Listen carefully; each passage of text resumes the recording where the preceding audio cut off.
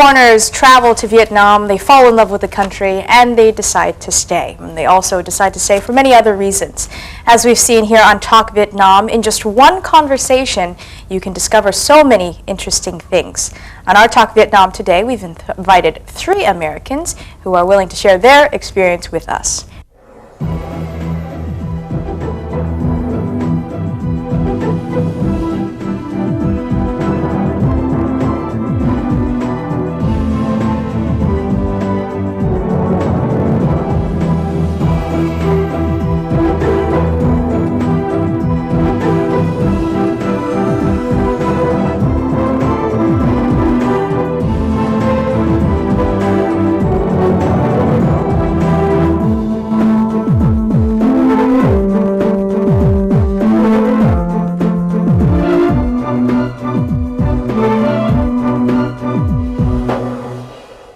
And today we have Mike, we have Greg, and we have Kurt, the Kleven brothers. Correct. I'm the oldest. Oldest. I'm in the middle. In the middle. And I'm the baby. The baby of the family. So we're in birth order here. Mike, why don't you tell us first then, how long have you been living in Ho Chi Minh City? I moved here in March of 1993, so almost 15 years now. 15 years, yeah. And how about you, Greg?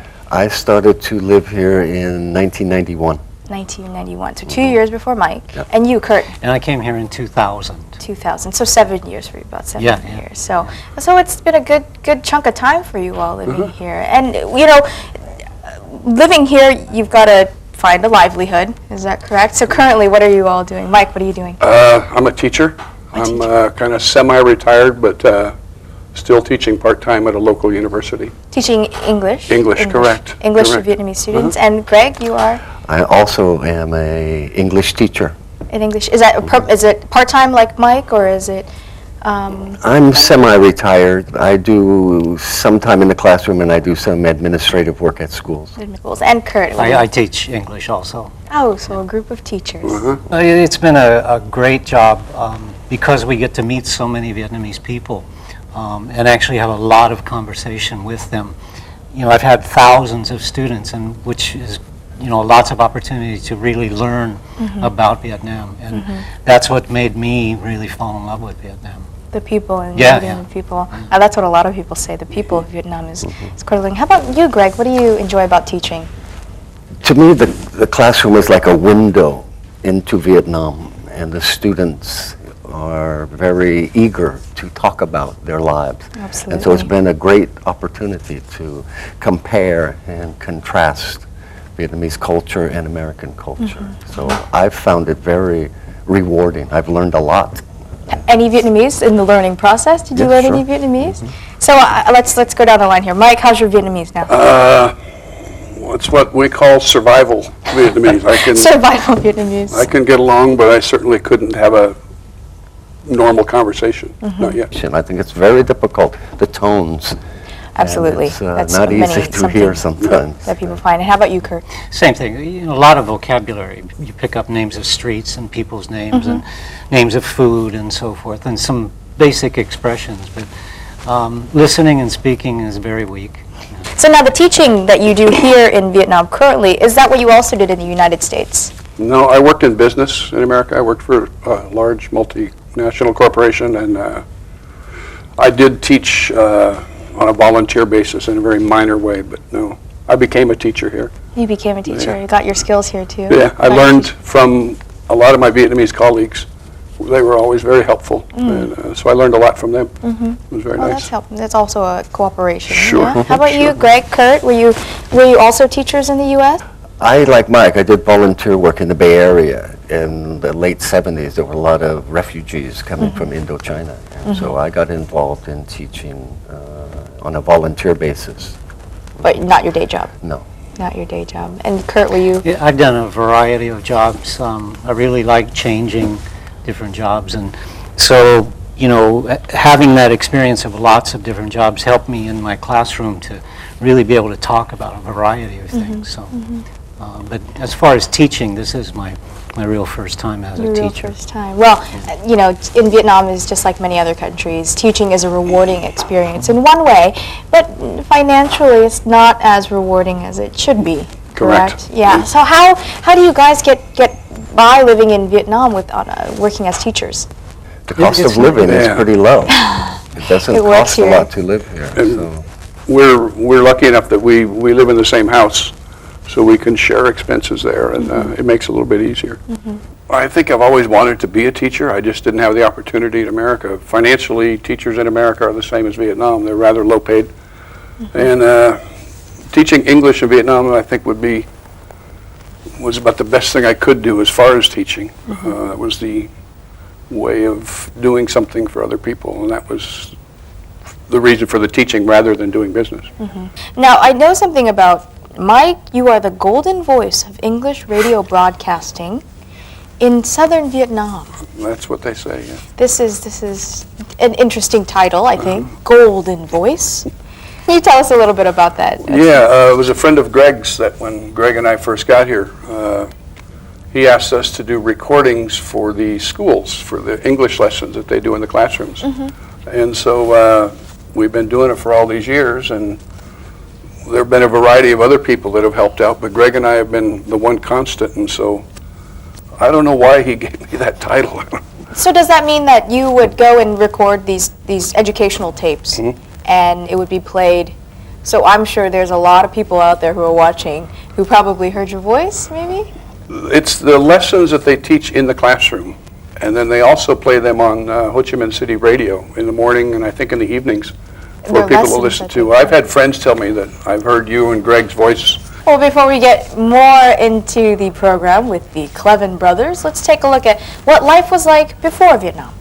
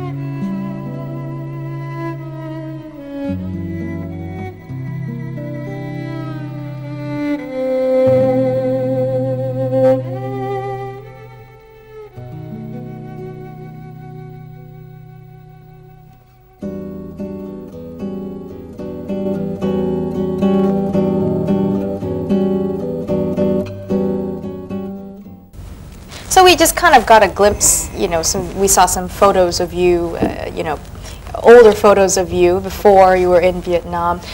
Can you tell us about your life now? I mean, how is it different from living in the United States? Wow, obviously it's very different. Yet in some ways we're living together like we did for all of our lives growing up, and we're back in the same house again, which is rather different, but very nice. Was that foreseen? Did you guys imagine that would be it would be this way? No, I don't think we sat down and planned it out. No, it just kind of happened. And Kurt, as the youngest one, I mean, were they older bullies, kind of? And now They you're living still with them? are. They still are. I always get the brunt of everything, the baby, and but I'm also spoiled rotten too. So I have my, advantages too. So. But I mean, how would you say life is here compared to how it was when you were living in the United States? I'm more happy here. Happy? Yeah, the people here are exceedingly friendly and generous and funny and interesting, and it's been a great change. After living in one culture for a long time, it's a huge change to go and experience how other people think and live, and And it made me learn again, and made me really change fundamentally. And I'm happy doing that. It's I've made some really great friends, and so I'm just happy as can be here. Well, you got your two brothers here with you too. Now, there's an interesting connection. I mean, your relationship, your family's relationship with Vietnam doesn't start in 1993. Am I correct? No. You have 5 brothers in your family, but three of you were served during the war in Vietnam. Is that right? Is that all 3 of you here, sitting here? Well, first of all, where were you based here? I was based in Nha Trang. I was in the Air Force in Nha Trang for 1966 to 1967. And you, Greg? I was here in 66 and 67. I was in the Marine Corps in Da Nang. In Da Nang, so you both were kind of in the central, more the central provinces. And so, let's talk about why you decided to enlist. Was that a decision on your own? I enlisted because I had received my draft notice where they would force me to go into the Army, and I didn't want to do that. So I enlisted in the Air Force instead of... You made a choice. I made a choice, you made correct. a choice rather than being forced to go. Correct. And how about you, Greg? Were you the I similar enlisted situation? right out of high school in the Marine Corps. I wanted to join the military, and so it was definitely my choice to come here. Your choice to come here. But joining the military, did you know that you would be sent to... And that was a choice that you made. Sure, yeah. A positive I choice. wanted to do this. Why is that? Can we ask? Well, I wanted to become a man. And so one way of becoming a man is go to war. Is going to and war. come home. And what do you think? Is that something that you still hold today? No. I was 17 at the time, and I never asked why. I just listened to what my government said, and I believed them. And now I realize that it was a big mistake. I realized it a long time ago, actually. So no, and I'm very happy my 2 sons don't join the military, because I think it's not the right choice to make. So your mentality changed eventually. Yeah. I was very young. I was just 17. Now, Kurt, let's talk about you. Greg said you were back home protesting. What's your story? I mean, were you... Well, the first time I remember learning anything about Vietnam, I was looking at a magazine and I saw a picture of a Buddhist monk who was burning himself, Thich Quang Do.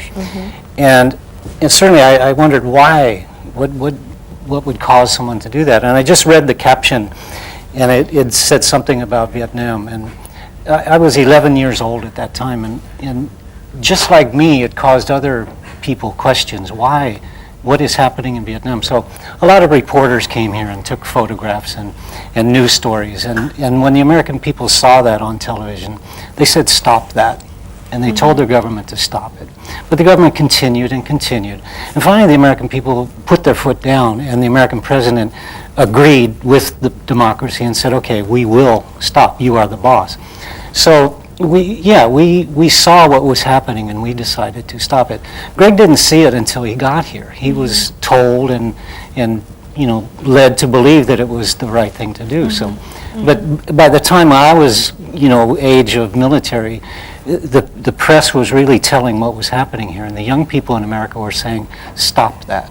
So that's... So your image of the Vietnam War, when it came time for you to, the age for you to possibly enlist, was a totally different envision for Greg. I can see Greg here thinks, I'm going to go and be a man, and... Yeah, this was what was expected from me. My country said we need help. My country asked us to go and do this, and I believed. So I came here with good intentions and hopes, and after about 6 months realized that I had made a huge mistake. What was your experience like? I mean, Mike, you were in Nha Trang, is that correct? Were you actually involved in the front lines battlefield? No. I worked at an office. I was like an accountant. I did payroll. I was very lucky. Greg was combat. I was not. Greg, you were in combat. So you experienced the battlegrounds and in the fields in Da Nang. Oh, Da Nang is a very historical area for... Yeah, we refer to it as I-Corps. That whole area was not a good place to be back in the middle 60s. So, yeah. Can you tell me a little bit about what you witnessed while you were here? The main thing I remember is we had a lot of the local people that worked in our office, and in talking with them, found out that I mean, our government told us the Vietnamese people want us to come there, and I found out that they didn't really want us there. They didn't care, and it was really an eye-opener. And so once that experience finished, I joined Kurt in the protest lines because I realized it was not. But no, I was lucky. I didn't have any horrible experiences like other people did. I actually enjoyed myself here. Had a more enjoyable Yeah, yeah. experience. Sounds- If an enjoyable experience can come Exactly, out of it. exactly. Right. How about you, Greg? Your experience here? You were actually in combat, fighting. What was your experience like? I didn't have a good experience at all. It was pretty different from what I thought it was going to be, what I thought war was.